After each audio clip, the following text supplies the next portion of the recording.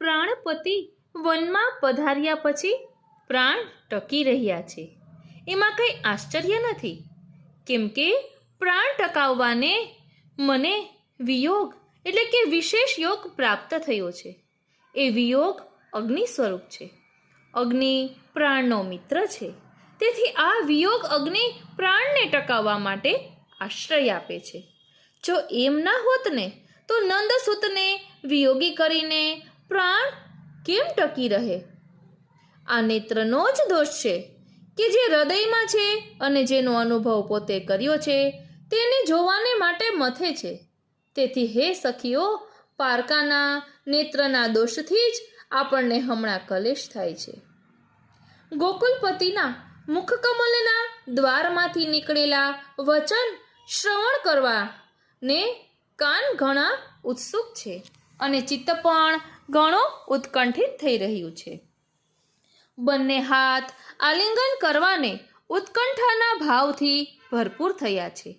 પરંતુ પોતાના પતિનું વક્ષસ્થળ જે કમલાનું એટલે કે લક્ષ્મીનું સ્થાન છે ત્યાં હાથની સ્થિતિ કેવી રીતે થઈ શકે? વિરહ પ્રચંડ કિરણવાળો સૂર્ય કિરણ સહિત અસ્તાચલ પર ગયો છે. એવા સંધ્યાકાલમાં હૃદય કમલ કૃષ્ણરૂપી ભ્રમરનો પોતાનામાં પ્રવેશ કરાવવાને સ્ફુરે છે. ભાવથી વિવશ થયેલી જે હું તેનું પહેલાં તો અહીંથી જવું જ અતિ દુર્લભ છે. કેમ કે લાકડાની પૂતળીને જેમ દોરી ખેંચે ને તેમ વેણુના ગુણોથી પ્રભુ મને પોતાની તરફ ખેંચી રહ્યા છે. હે સખી, પ્રિય પ્રભુ પોતાની પરિચિતને પણ ભૂલી ગયા છે. એમાં કંઈ પ્રિય પ્રભુમાં આશ્ચર્યકારક છે? એ હરિ છે, તેથી પોતે પણ પોતાના મનથી હરાઈ જાય છે અથવા તો પોતે ચોરાયેલા ચિત્તવાળા થઈ જાય છે.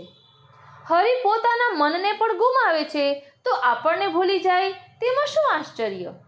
આ આશ્ચર્ય છે કે પ્રેમરૂપી લતા વ્રજપતિના વિયોગ અગ્નિથી પુષ્ટ થયેલી પોતાના પતિના સુખ આપનાર ગુણરૂપી પુષ્પના સમૂહને ઉત્પન્ન કરે છે. હે પ્યારી સખી, સર્વ દુઃખના હર્તા હરિનું આગમન અદ્ભુત છે. કેમ કે તે સ્વકીય જનને દિવસે અનુભવેલા વિયોગની ક્ષણભર પણ ભાવના કરવા દેતા નથી.